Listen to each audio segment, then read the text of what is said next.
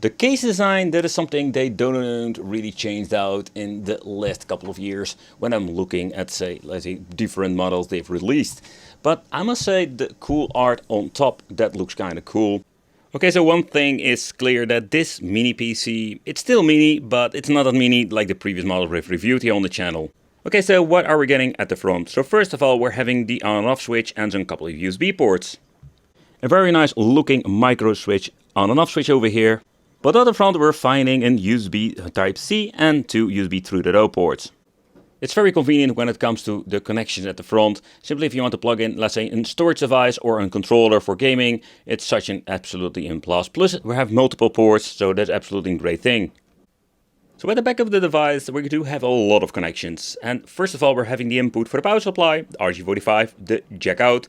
So what I find very interesting, we have the option for 2 HDMI and 2 display ports, so we have different connectivities. And we're even having 4 3.0 ports at the back. Okay, so if you want to open it up, you need to break the seal, so that's unfortunate. So that is what we're going to do, and we're going to be in kind of a naughty. Okay, so let's open it up, and of course this thing is still sticking. Do this freaking annoying sticker. Okay, let's get this thing off. So when it comes to the bottom part, it's just flexible plastic with a filter in front of it. So you can just see there are basically 2 intakes for the fan, but there's actually 1 fan inside of it. So when it comes to, let's say, the space inside this thing, yeah, they did some changes when I'm looking at the previous model and this particular one. So I think it's a very cool, let's say, way. It would be even more cooler, and I think there is no graphic card going, like say, on the market anytime soon that will fit in this case. But it would be awesome to have like a machine like this, and in the future you can just slap a GPU in it, even if it's a low profile, like a low spec one, to have a little bit more GPU power. And later on I will show you why this is when it comes to playing some games. But also when it comes to, say, the upgradability, there is nothing much we can do. Another interesting choice what they've made, if you're going to remove this piece of plastic, it's a double-sided tape. Here you can actually see that we're having option for dual channel memory, but they implemented only one of them. And yeah, that is something I don't really get why they're doing this, because dual channel, it gives this thing, well, I'm not saying like a huge advantage, but will give it at least like an advantage. So yeah, that's something we need to change out maybe on. And let's remove the module. So they also slapped on a piece of plastic, and maybe this is for cooling. It's nothing of a piece of metal. Yeah, it's kind of a metal, so it gives it a little bit of cooling. They also added an extra foam on it. Yeah, it's kind of interesting, but also weird configuration what they're doing over here. But the thing is, can we remove this piece? Yes, we can remove it. So they're using the Crucial with this particular RAM module and 16 gigabyte DDR5. So absolutely cool. But okay, let's slap it back in and let's start up the machine. But if you don't want to mess around with the RAM module or want to avoid any warranty, you can just open up the top part over here. This is, by the way, a piece of metal, so that's very nice and gives it a more quality feeling, and also gives it most of the weight of the device. But in here we're finding the NVMe. There is no upgrading so far I have seen for a second one. That would be absolutely cool. This thing has a lot of space. And do I have the right screwdriver? No, I don't have the right screwdriver. I'm always having this issue. So that's the thing. I need freaking 3 screwdrivers to open up this thing, because the top one are Imbus, the other ones are Phillips screwdrives, and this is a smaller part, or a smaller one. So if you want to upgrade the internal storage device, you can just do that fairly easy over here by removing it. So let's check out if we can showcase what kind of, let's say, SSD they're using. They have like a good brand, Crucial, when it comes to the memory. Let's remove this bad boy. And wow, okay. And there is no brand whatsoever on this. So let's check out what kind of chip. For a C, and no, there is nothing of an, let's say, thing going on over here. The same thing with this very tiny piece of metal they're putting on there. Completely understand for giving this thing some cooling, so let's try to put it back on. Alright, is this the right way? Yes. And let's assemble the NVMe back in.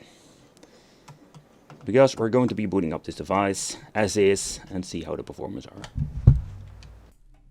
Let's do a quick wicked nerdy time with some specifications and CPU set. We're having here the Intel Core i5, the 13000, the 500H. Its code name called Raptor Lake, 45 watts TDP, socket the 1744. So when it comes to this, the TDP cannot be adjusted anything in the let's say the BIOS. I've checked it out. So the manufacturer is the Chuwi Innovation and Technology with a boss spec of PCI Express 4.0. Memory, DDR5, 16GB. The weird thing is that we do have dual slot, but they're only using one. It's a little bit of a bummer in my opinion. So then I'm having over here the graphics, then we're having the onboard Intel graphics. So that's unfortunate, there is no, let's say, NVIDIA, RTX or GTX in here. It's just going to be the onboard that we're going to be testing out. Okay, so we're starting off with some Outrun 2006, a classic game. Put on full HD, every single setting on, or actually like the anti-aliasing is one of those couple of settings you can basically enable on this. But you can see that these old games run just perfectly fine on this, and I think it's really damn awesome to see this.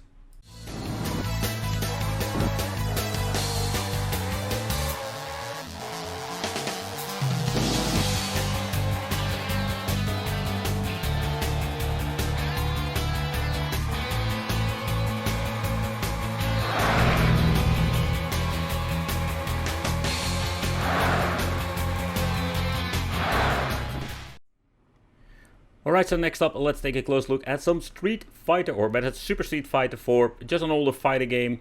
I'm just going to put everything on 1080p, maximum settings, just to see how far we can push it, with not even like saying extra dedicated GIF graphics card. I just was really curious how this old bear boy is going to be running. I feel all that exists.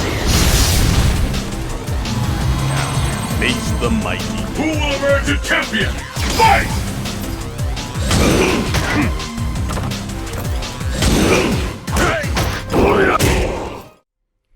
But where we're going to have a lot of struggles is with three-dimensional games, and in particular when you're looking at some games like Crash Bandicoot, everything has been set to low or off settings. And it's quite fascinating to see that we can just actually play this, but unfortunately we're not even hitting the 50 FPS on this chipset, and that's quite unfortunate.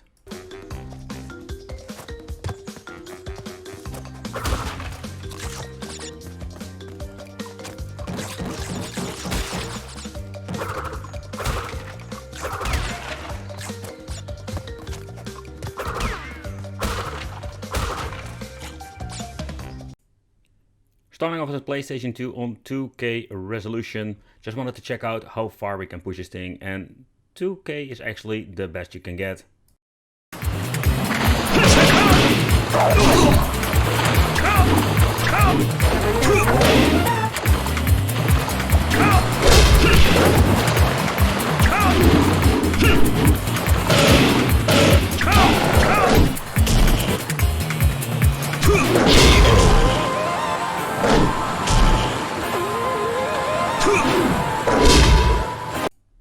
Okay, so I want to mess around with some PlayStation Portable, but unfortunately we cannot run this on 10 times a resolution. It's just too much. So I just want to push it to the 8 times and just check out some load state. And I've noticed that we do get an overall okay performance on 8 times, but you can see it still struggles. So when it comes to PlayStation Portable, yeah, this is unfortunate. We need to have more power when it comes to this particular system. Let's put it on 6. Let's go back to the save state. And we'll actually see that we so much better overall performance, but we need to lower it to a certain resolution with this system, and that is quite a little bit of a bummer. Control it! It's a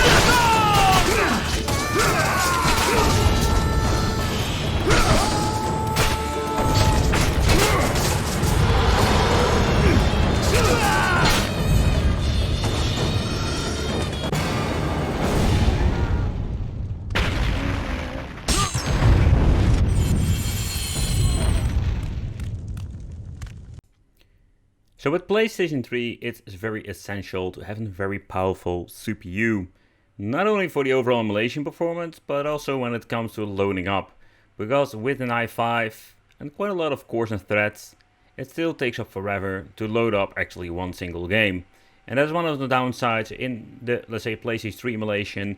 If you would get just want to have almost instant load, we need to have a very high powerful core.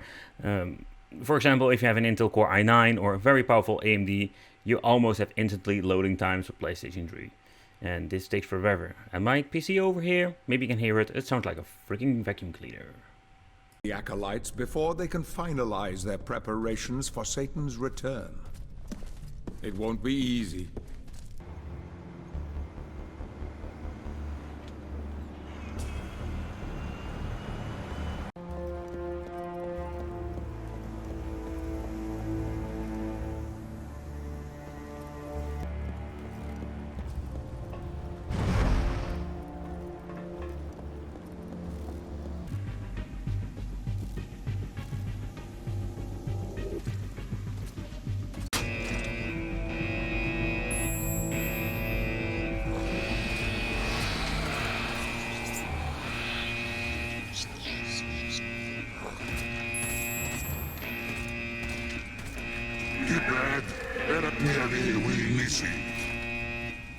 Level 1 defense formation. Hold B button down to lock on. Release it or fire a homing missile. Level 1 security door breach. Emergency formation. Intercept intruder.